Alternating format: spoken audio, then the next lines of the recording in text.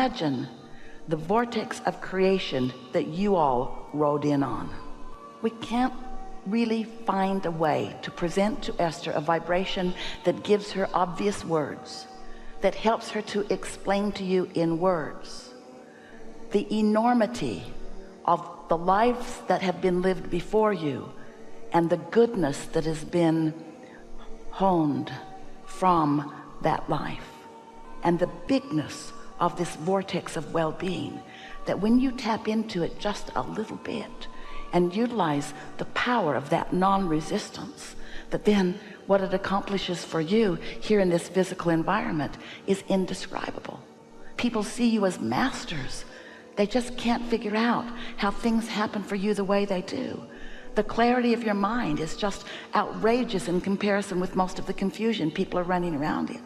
But even more, it is the joy that you radiate as you move through life, because you know things that they have forgotten. You know the goodness of you, and you know the power of this energy, and you know the power of source energy, and you know the reason that you are here, and the perfection of you using your mind to focus upon what you want, to utilize the energy that creates worlds toward what matters to you, to blessed you see. Ooh. So doesn't it sort of make you want to stop mucking around in trying to fix things that are not really fixable, to try to explain to others things that they're not ready to hear? Don't you sort of just want to get into your focus and get into your alignment? Don't you want to meditate and allow your vibration to rise? And don't you want to just be nicer to yourself more of the time? And don't you want to spend more time in the daydream and less time facing reality? Don't you want to be a creator of magnificent reality? You are creators of reality. You are. Everything that comes to you, you have created it. But we want to talk for just a little bit about how it is that you've created it, because every thought that's ever been thought still exists. So there is this vibrational reality that we are calling your vortex, which is where all of your desires are gathered and becoming more, and are tended to by the energy that creates worlds, by the consciousness that creates worlds. But every thought that has ever been thought by anyone, whether they're in a tuned in, tapped in, turned on state of being, or whether they are resistant to thought, every thought that has ever been thought still exists, and the law of attraction gathers them together in rivers and streams. And so there are plenty of resistant thought that humans have thought that you could become a vibrational match to, and sometimes they feel a little powerful. Hate and anger and mob rule, all of that, it feels like it has a power to it. And it does, but in comparison with this energy that creates worlds, it is puny and paltry and insignificant, and it will not ever be the dominant vibration on your planet. We want you to know you don't have to sift through it and sort it out. You don't have to win the battle of good and evil. There is no contest. There's no contest against evil, because there is no evil. There's just disconnected from good. That's all there is. But when it's coming at you, sometimes it feels like it's a force of evil, because you sure didn't know that you were attracting that. You didn't mean to think that resistant thought that made that your path of least resistance for a little while. So sometimes people say to us, as we encourage meditation, is all hell supposed to break loose in my life when I start meditating?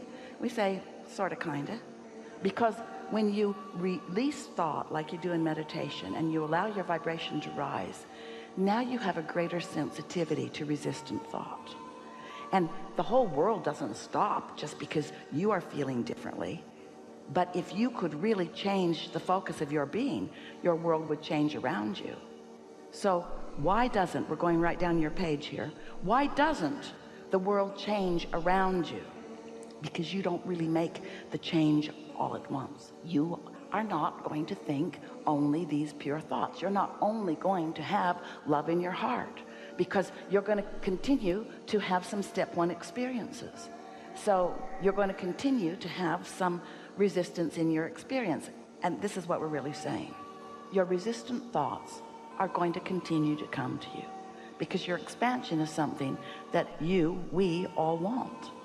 We just want you to put it into its proper perspective. We want you to understand that it's all right for you to feel negative emotion about something, because all it means is you right here, right now, and it's all right, have a different vantage point than your inner being. And just knowing that your inner being is calling you toward that broader perspective, just knowing that in very general terms will help you to enjoy the contrast, to enjoy it. So step one is know what you don't want, know what you do want, and vice versa. Step one is really where the creation happens. It's where you cause the expansion. Step two is there's this culmination of your thoughts, and those thoughts are tended by your inner being, by source, by God, whatever you want to call that.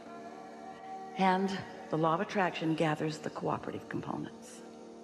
And this wonderful gestation is there for you to step into with your awareness at whatever stage you are ready for. The happier you are, the more glimpses you get. The real fun of life is for you to consciously be in a place where you get to witness, to realize, to recognize the impulses, those delicious impulses that are occurring to you, often in the state of a daydream, that are your glimpses into the reality that is taking form for you. And step four is being so good at that, that as the glimpses of this delicious reality are occurring to you, you don't get all practical and kill it. And step five is when you are in that state of rapturous realization, often, and then more contrast shows itself to you because you never stop expanding. And even though you've now seen more contrast, it doesn't take you out. It doesn't upset you. You embrace it. You acknowledge the value of it. You are not mad at yourself about it, and you're not mad at the person who has delivered the opportunity for you to have the contrast. You just accept that it's just part of the ongoing process, you see. You're all getting this right, whether you know you are or not. You are all expanding, and you're all exploring, and you're all building the vortex, and future generations will benefit from the vortex that you are creating now, because those new babies are born resistance free. It takes them a while for their parents to talk them into resistance, you see. They're born resistance free. You can return to being resistance free if you want, or you can succeed in a way that is less pleasant. In any case, your life is a success. You are exploring. You are doing what you intended to do. You are adding magnificently to the universe. And when you make your reemergence into non-physical, which we like to call croaking and you like to call death, but since there isn't any death, we be disrespectful about it because we're all eternal beings. When you make your transition into the non-physical and then realize all of the wonderful things that have been accomplished because of you, and immediately you're in that place of non-resistance. Oh, croaking is so much fun. We just don't think you should have to croak to feel that way. We think that you should be able to be in your body, have an experience, not let it set your hair on fire, use your logic to realize what you want, use your emotions to evaluate whether you're resisting it or going along with it, use some tools like appreciating and segment intending, getting out ahead of it. We'll talk more about that, until you've got your hands in the clay all the time. And oh, it's so much fun. You know it. When you think a thought of something you want, you practice the thought of it. You let the practiced thought of delight of this new creation become dominant in your experience, because that's what you think about more than its absence. And then it begins to show itself to you in abundance in lots of different ways. And each time something happens, you know that you are a part of that creation. And that journey of constant and continual unfolding is what you were born to live. It's what we are all about. Never ending, joyous becoming. That's who we all are, you see. And if anything less than that is happening, you can't stop becoming, so that's taken care of. But joy is optional. That requires focus. So, did we get there? We had to have, because we gave you everything in our bucket. Thank you.